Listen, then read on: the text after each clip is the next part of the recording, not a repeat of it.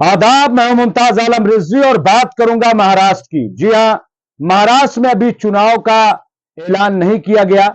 वहां विधानसभा चुनाव होने और इसी साल होने।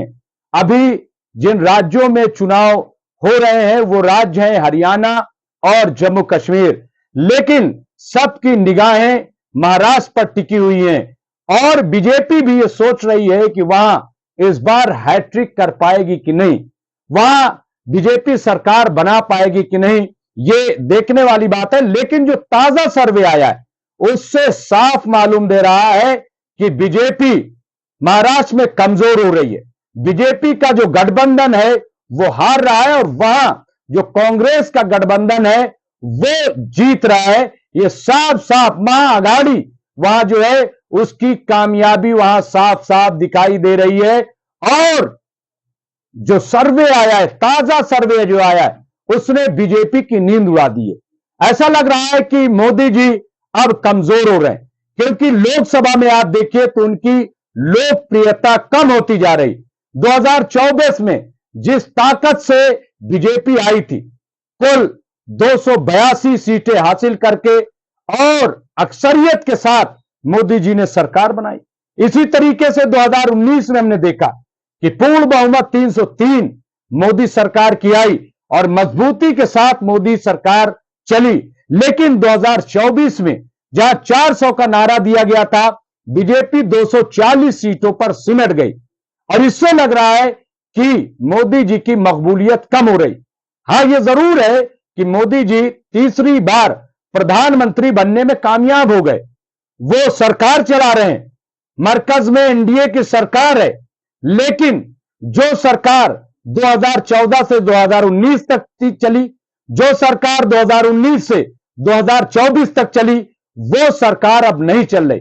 यही वजह है कि वक्फ अमेंडमेंट बिल आपने देखा कि वो बिल जो है वो पास कराने के बजाय सरकार को बाकायदा जेपीसी में भेजना पड़ा, ज्वाइंट पार्लियामेंट्री कमेटी में, और इससे अंदाजा होता है। लेकिन अब सबकी नजरें टिकी हुई हैं कि ये जो अल्पमत वाली सरकार चल रही है, अल्पमत मीन ये कि बीजेपी 240 वाली सरकार चल रही है, तो इसकी सबकी नजर यह है कि कहीं ये जो विधानसभा के चुनाव आ रहे हैं, अगर इसमें बीजेपी कमजोर पड़ती है, अगर इसमें बीजेपी को कम सीटें मिलते हैं, कम राज्य मिलते हैं, तो इसका असर केंद्र पर पड़ेगा। और महाराष्ट्र से जो खबर आई है, लोकपाल ने अभी अपना ताजा सर्वे पेश किया है, उससे जो खबर निकल के आ रही है वो ये कि बीजेपी जो है वो दूसरे और तीसरे नंबर पर जा रही है और कांग्रेस पार्टी जो 2019 में चौथे नंबर पर थी, आज वो पहले नंबर पर आती दिखाई दे रही है। और ये बीजेपी के लिए बहुत परेशान कुन बात है। बीजेपी को बहुत चौंकाने वाली और डराने वाली तस्वीर उभर करके आई है।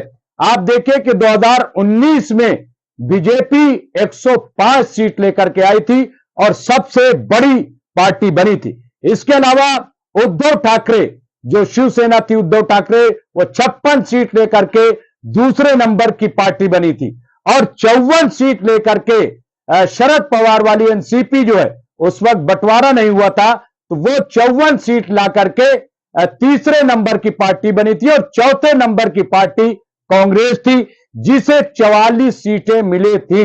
लेकिन अब जो ताजा सर्वे आया है उसमें कांग्रेस बहुत तेजी से बढ़ रही है और लोकसभा में भी कांग्रेस को सबसे ज्यादा 13 सीटें मिली थी। अभी आप देखिए जो इस वक्त आया है कि जो बीजेपी गठबंधन वाला है, बीजेपी का जो गठबंधन है वो, उसमें ये सर्वे, ताजा सर्वे है कि उसे महज 115 से 128 सीटें मिल रही हैं।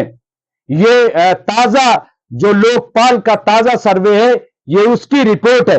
और दूसरी जानिब जो कांग्रेस का गठबंधन है, महाआघाड़ी, उसको 41 से लेकर 154 यानी पूर्ण बहुमत उसे मिल रहा है और इसमें कांग्रेस जो है वो सबसे बड़ी पार्टी बनकर उभर रही है।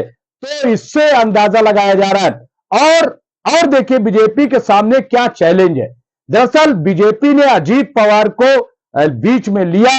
अजीत पवार जो शरद पवार की एनसीपी थी, उसको एक तरीके से तोड़ा और वो जो है अपनी पार्टी उन्होंने बनाई और बीजेपी को समर्थन किया।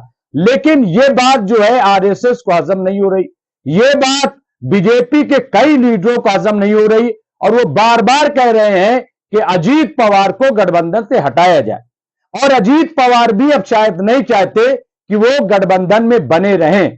ऐसी सूरत में क्या बीजेपी कमजोर होगी या मजबूत होगी? ऐसी सूरत में क्या यह कहा जा सकता है कि बीजेपी की हैट्रिक हो सकती है, वो यहां पे फिर से सरकार बना सकती है? यह एक बहुत बड़ा मसला है। लेकिन सबसे बड़ा जो मसला है वो ये कि सबकी नजरें दरअसल मरकूज है महाराष्ट्र पर। मैंने कहा कि हिमाचल प्रदेश में भी बीजेपी की बहुत अच्छी हालत नहीं है।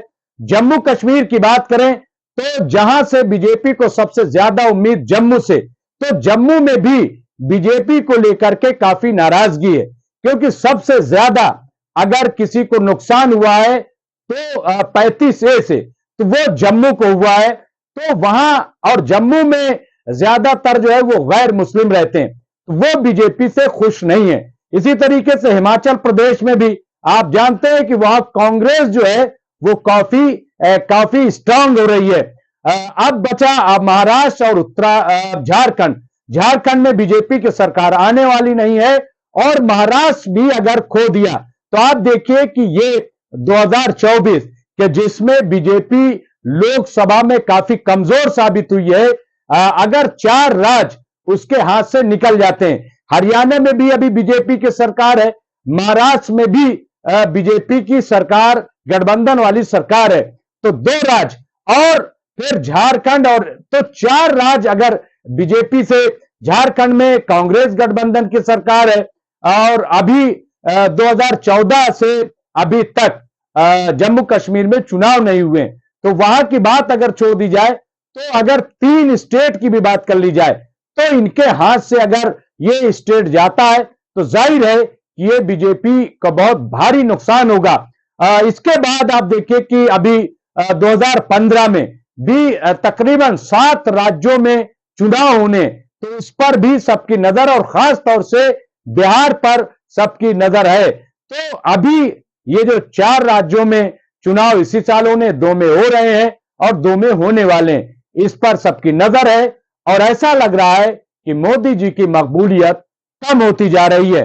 लेकिन कांग्रेस कितना ताकतवर हो रही है ये देखने वाली बात होगी, क्योंकि रोज बरोज हालात जो हैं वो बदल रहे हैं। कैसे सामने तमाम सियासी मंजर आएगा ये हम देखेंगे। बहुत बहुत शुक्रिया।